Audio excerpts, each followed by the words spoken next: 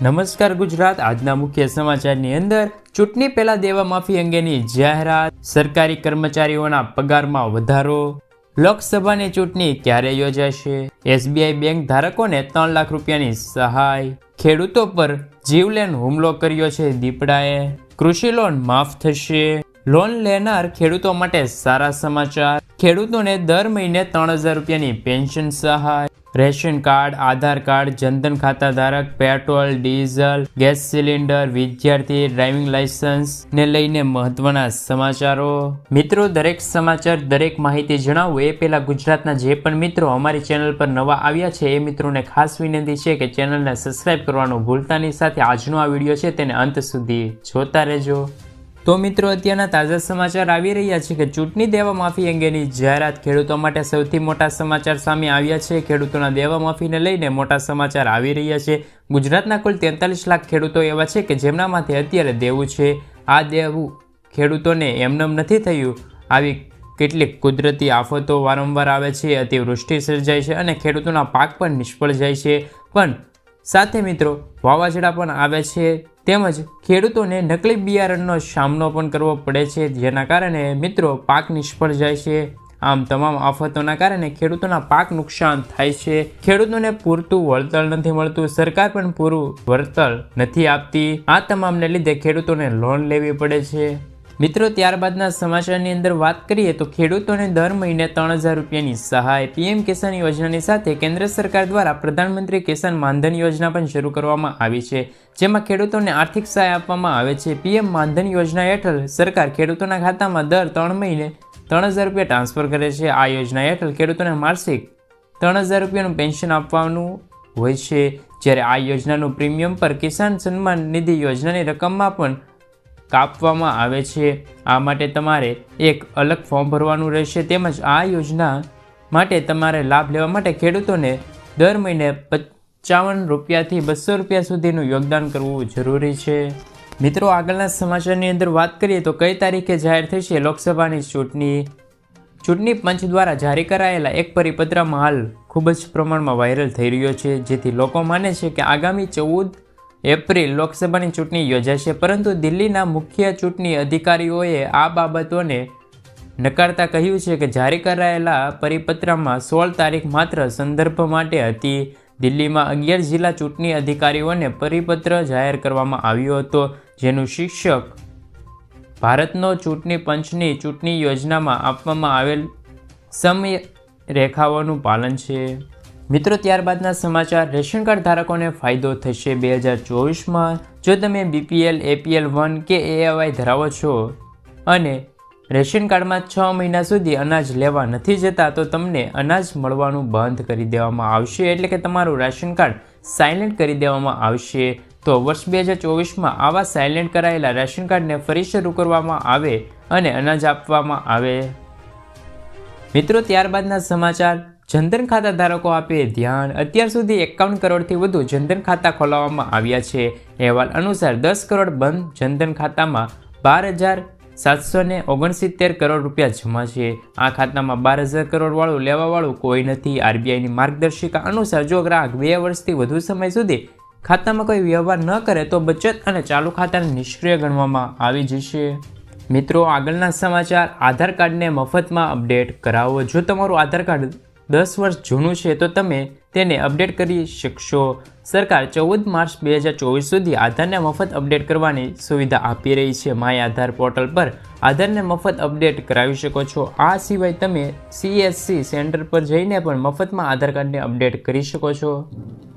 મિત્રો, ત્યારબાદના સમાચાર આવી રહ્યા છે ડ્રાઇવિંગ લાયસન્સની માહિતી।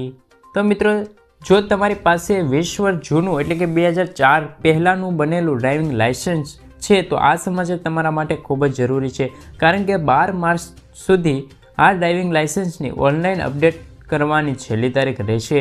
જો આમ ન કર્યું તો તમારું ડ્રાઇવિંગ લાયસન્સ છે તે બંધ થઈ જશે। મિત્રો, ત્યારબાદના સમાચારની અંદર વાત કરીએ તો એસબીઆઈ બેંકમાં ખાતું ખોલાવો અને મેળવો 3 લાખ રૂપિયાની સહાય। ખેડૂતોને મદદ કરવા માટે કેન્દ્ર સરકાર કિસાન ક્રેડિટ કાર્ડ યોજના ચલાવી રહી છે, જે હેઠળ એસબીઆઈ અથવા તો અન્ય કોઈ બેંકમાં એકાઉન્ટ ખોલવા પર ખેડૂતોને પોસાય તેવા વ્યાજદરે 3 લાખ રૂપિયા સુધીની લોન આપવામાં આવે છે।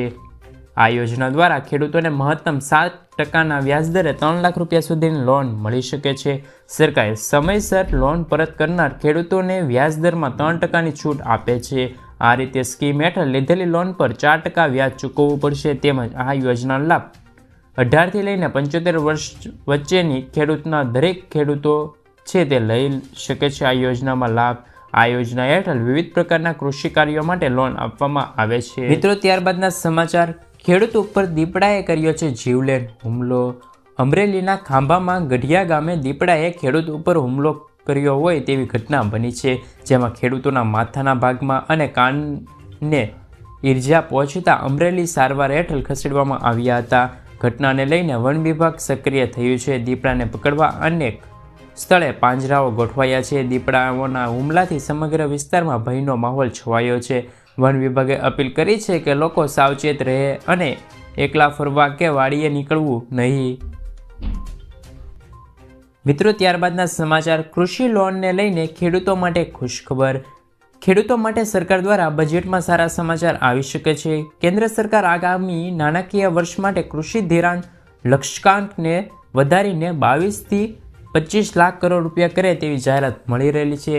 તે પણ સુનિશ્ચિત કરે છે કે દરેક પાત્ર ખેડૂતોને સંસ્થાકીય ધિરાણ મળશે. આ વર્ષે કૃષિ લોન છે તેમના પર વધુ ધ્યાન આપવામાં આવશે અને સરકાર બાકી રહેલા પાત્ર ખેડૂતોને ઓળખવા અને તેમને ક્રેડિટ નેટવર્ક લાવવા માટે અનેક મુશ્કેલીઓનો સામનો પણ મિત્રો આગળના સમાચારની અંદર વાત કરીએ તો લોન લેનાર ખેડૂતો માટે સારા સમાચાર. આગામી 1 ફેબ્રુઆરીના રોજ વચગાળાનું બજેટ આવશે. આ બજેટમાં કૃષિ ક્ષેત્ર માટે ધિરાણ લોનના લક્ષ્યાંક 22થી 25% લાખ કરોડ રૂપિયા છે તેની જાહેરાત થઈ શકે છે. સાથે સરકારના પ્રયત્નો કરી રહ્યા છે કે દરેક પાત્ર ખેડૂતોને સરળતાથી લોન મળે.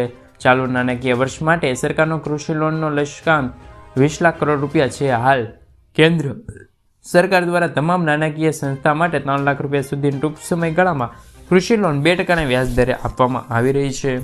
મિત્રો, ત્યારબાદના સમાચાર. પેટ્રોલ અને ડીઝલ થયું છે સસ્તું. ઓઇલ કંપનીઓની રાહત આપતા મોદી સરકારે ક્રૂડ પેટ્રોલિયમ પરનો વિન્ડફોલ ટેક્સ ઘટાડવાનો નિર્ણય લીધો છે. કેન્દ્ર સરકારે વિન્ડફોલ ટેક્સ 2300 રૂપિયા પ્રતિ ટનથી ઘટાડીને 1700 રૂપિયા પ્રતિ ટન કર્યો છે.